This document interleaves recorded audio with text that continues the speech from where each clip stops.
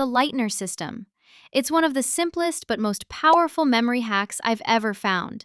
And if you're someone who struggles to remember what you read, watch, or learn, this might change the game for you. So, here's how it works. Imagine you have 3 boxes.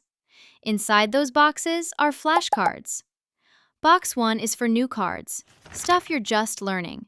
You review these cards every day. Then, when you get a card right, it moves to Box 2.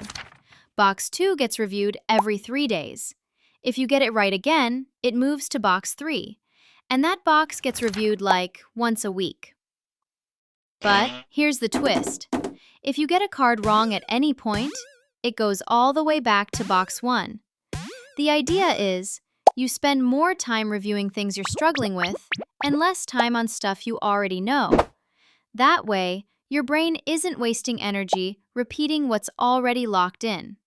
It's like giving your brain smart reminders instead of random ones. So, if you're someone who's tired of forgetting everything after one study session, try the Leitner System. Start with just 10 cards a day. You might be surprised at how much your brain actually remembers. Okay, so here's another method that honestly made me stop reading like a zombie. It's called the SQ3R method. And yeah, it sounds super technical, but once you understand it, it's actually really simple. SQ3R stands for Survey, Question, Read, Recite, Review. That's it. Let me break it down for you. And trust me, this one's a lifesaver if you find yourself reading pages and realizing you didn't absorb anything. First, S is for Survey. Before you even start reading, just take 30 seconds to scan the page or chapter. Look at the headings, subheadings, bold words, even images. This helps your brain preview what's coming, kinda like looking at a map before a road trip. Next, Q is for Question. Turn those headings or topics into questions. Like if you're reading about how habits are formed, ask yourself, how are habits formed? This gets your brain curious, and a curious brain remembers better. Then, R is for Read. Now actually read the material, but do it with your questions in mind. It's not passive reading. It's like you're reading to find answers. This makes it way more engaging and less boring. The second R, Recite. Once you finish reading a section, pause. Don't move on yet. Try to explain it in your own words, either out loud, in your head, or by writing it down. You don't need to sound smart, just real. This is where the learning actually locks in. And the last R, Review. Come back later, maybe in a few hours or the next day, and quickly review what you learned.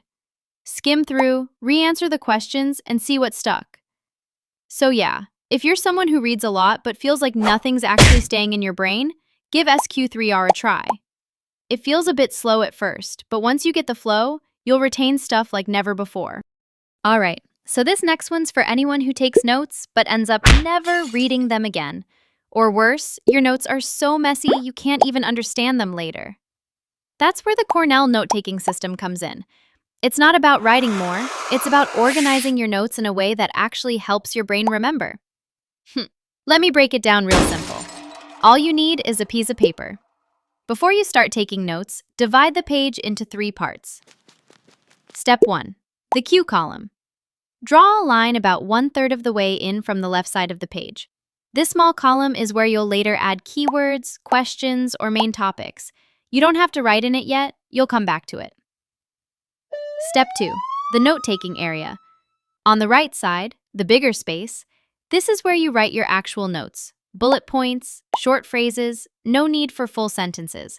Just the main ideas while you're learning. Step 3. The summary section. At the bottom of the page, leave a small space.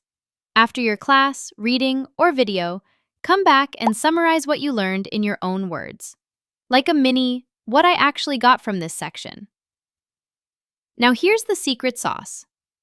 When you review your notes later, you cover the big notes section on the right side. Then look at the left Q column and try to recall the info. Kinda like your own personal quiz. This system turns passive note-taking into an active memory tool. So if your notes are all over the place or you just never go back to them, try switching it up with the Cornell method. Honestly, it's like giving your notes a brain of their own. All right, before we get to the last and most effective tip, I've got a little bonus for you that I just had to share. I stumbled across this awesome Notion template by Chris Lee Hoskins, and honestly, it's perfect for anyone who wants to level up their learning game.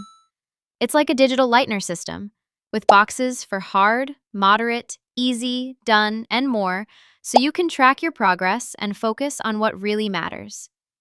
And the best part? You can grab it completely free through my Gumroad link down below and start using it right away. Okay, now that you've got this bonus tool, let's jump back into the final tip, which is honestly my favorite and the most powerful one. Okay, this last one might be the realest method on this list. It's called the Feynman Technique, named after Richard Feynman, one of the smartest physicists ever. But he was known for making complicated stuff sound stupid simple. And that's exactly what this method is all about. Here's the idea. If you can't explain something in simple words, you probably don't understand it yet.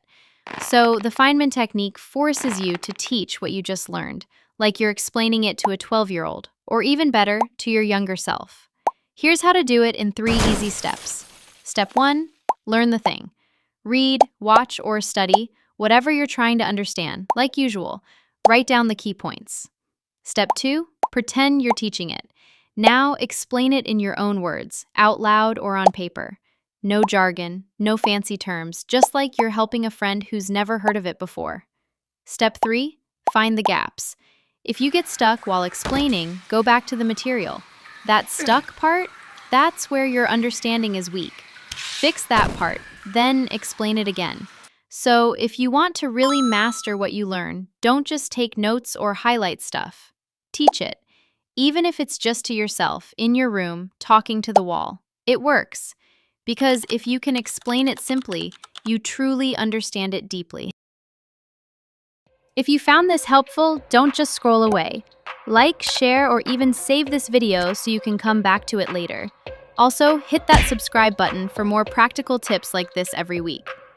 This is just the beginning, and you're already one step ahead. Subscribe to ZenithHub. Let's reach the zenith together.